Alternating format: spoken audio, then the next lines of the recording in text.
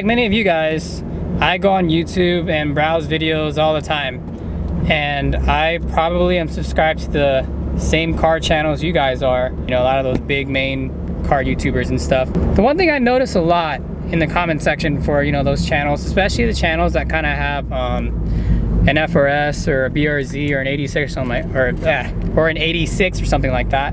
The common question is, you know, what is it like to own an FRS or BRZ? Like how does it feel like to drive one daily? And I think that question's like super common, but a lot of times it goes ignored. It's a very simple question, but I mean, I feel like it's a very valid question because a lot of people who follow those channels, you know, a lot of times don't actually own one yet, and they kind of just want to have, you know, an opinion on, you know, how it's like to own one, or, you know, how does it feel like to have one, you know, before they make the plunge, you know, into actually buying one.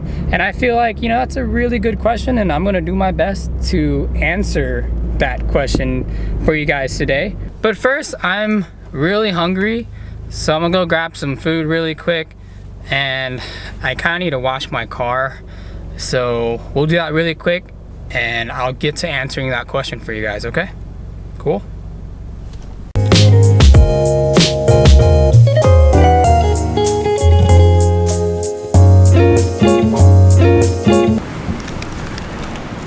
You never go wrong with some ramen. Got it to go.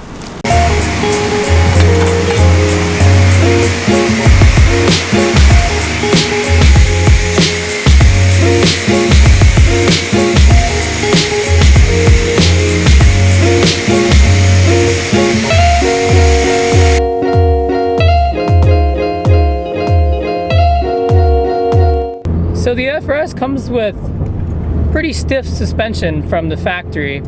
So what that means is pretty much when you're just driving on, you know, your daily roads or wherever, you'll feel every bump, every pothole, everything. Like, you guys didn't just notice the camera shaking. So the ride is not that smooth. So if you're, you know, coming from, you know, a sedan or some type of luxury car, or a, you know, a van or something like that, it's gonna be really different for you, because it's kind of hard for me to explain, but it's kind of like you're like one with the road.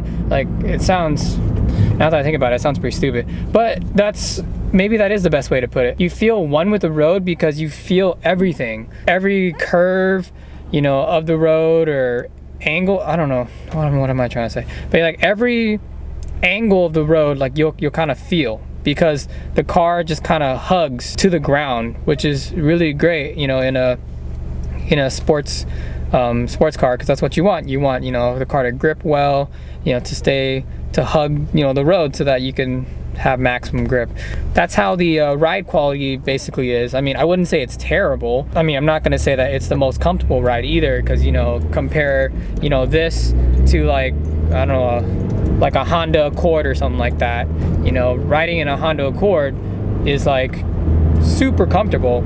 You know, it's like you're riding on a pillow or something, as compared to, you know, being in an FRS specifically, because that's what I have. You feel literally every bump in the road. And I'm sure a lot of you guys are wondering, you know, is the FRS or BRZ that slow? Because I mean, a lot of channels, you know, channels that review the car, they always say that the car needs more horsepower, needs more torque. And coming from, you know, a person that actually owns an FRS, I can actually tell you guys, the car is not as slow as you might think. I mean, unless you're coming from like a muscle car, like a Mustang, a Camaro, or I don't know, just something like that, I don't think you'll think this car is like that slow. The whole point of this car, the whole concept of this car is, you know, to be able to take corners really fast, and, you know, to take turns and stuff like that. Like, that's the whole point of this car. So it's not really about going fast in a straight line, but it's not really all about speed though. I mean, yeah, having a really fast car in a straight line, it's really fun when you're at a stoplight and, you know, you're trying to beat somebody. But I mean, I'd rather take a car that can take corners, you know, where I can take up to the canyons or something, or take it on the track and have fun. That's not to say that, you know, cars that are really fast in a straight line can't, you know, be taken on the track and, you know, take corners and stuff like that either. But I'm just saying that, you know, the FRS from factory is kind of already kind of set up for that type of activity. So a lot of times when people ask me, how is it like having an FRS? The best way I can put it is awesome. But then again, it's probably just me being biased because I do own an FRS. It's not bad. It's actually really good. Most reviews so far of the car have been pretty positive, you know, minus the torque dip, which is pretty bad. Kind of sucks when you're like shifting and then you shift into the torque dip, which really sucks. But other than that, I don't really have many issues with the FRS. I mean, look at it.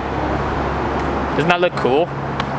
Well, to me it looks cool. I mean, I'm pretty sure a lot of people are gonna say your car looks like shit, but I mean, I like it. As long as I like it, that's all that matters, right? Daily driving an FRS is actually not too bad. Getting in and getting out does kind of suck. So I'm about like 5'8", and I actually fit pretty comfortably in the car. But I mean, getting in and getting out is still kind of a struggle, you know, especially on days where, you know, your legs are really tired from walking around campus too much, or after leg day or something like that. Yeah, so like, doors open, and I have to like crouch down, like really low, and like to get in. I mean, there's like techniques to it, I guess. Like you can either, you know, go, like you can like step in first, which is what I see a lot of people do. Like they step in and then they sit down like this. Sometimes I go butt first. I mean, I don't think about it.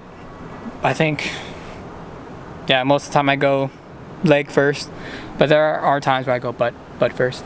The seats are pretty bolstered, you know, keeps you in. You're not really sliding around a lot, which is nice. But I like it. I mean, the interior is not like amazing. I mean, it could be like way more premium and stuff, but you know, Scion is like the cheaper brand, I guess. They leave out a lot of the premium features, like all like the luxury features, to basically bring down costs as much as possible. The FRS is more of like the stripped down version, like if that's probably the best way I can put it, like the stripped down version of it, where you have like the bare minimum of what makes an 86 pretty much. But I'm pretty sure you guys have seen a lot of videos like the what is it, the AC unit controls are just like knobs, like that. So they're not like fancy little switches like they have in, you know, like the Release series, or you know, the BRZ. I think it's at the limited package or the premium, I forgot. One of the packages basically includes all like the upgrades with like push start and all that cool stuff. But sadly, I have the old key and ignition. You just turn it, and that's how I start my car. Not a big deal. I mean, I didn't really have a lot of money. Like you guys know, I'm a broke college student. You know, I just really wanted this car, and I wanted to find a way, you know, to get this car. So obviously my best option was to get the FRS, you know, because it is the cheaper option out of the two, and I have no regrets so far. I'm sure you guys have this question too, because a lot of people ask, does the FRS get chicks? No. I mean, if I'm being honest, you'll probably pick up more guys complimenting your car, like how it looks, or you know, because they like the car too, so they kind of, hey bro, I really like your car. You'll get more attention from guys than you would from girls. And I think that's something that I've kind of noticed over the past year and a half or so of owning my FRS, is that, you know, there's always like a little part of me inside somewhere that hopes, like, you know, in the movies where you're like cruising down the street or something like that, and you stop at a light and you see like a really, you know, beautiful girl, and she stares at you, and like, you know, and then she kind of approaches you and, you know, blah blah, you know, oh, you have a really cool car, blah blah, you know, we all know that only happens in movies, I know, but I mean, a guy can dream. But yeah, I've noticed that I've actually talked to more guys because of this car than I have because of girls.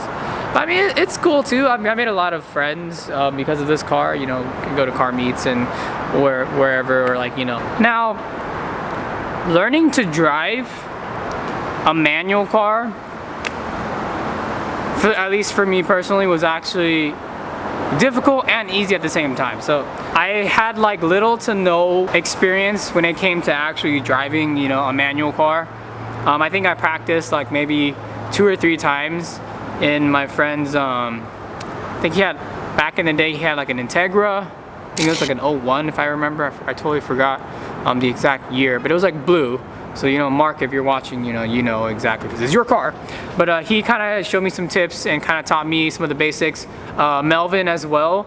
I drove his WRX back in the day. This is way back in the day. He was kind enough to show me some basics and let me, you know, butcher his clutch at the time. But yeah, Melvin, if you're watching that, you know exactly too. That was all the experience I had. And then fast forward like 2-3 years, when it came down to getting this car, I remember the auto broker guy that I was talking to that was helping me actually get the car. He was like, so what do you want? Like, I know you want the FRS, but do you want the automatic version or do you want, you know, the manual version? And so obviously I was really hyped and I really wanted the manual version because, you know, that embodies the spirit of this car. I wanted to learn. I've always wanted to learn how to drive, you know, stick shift.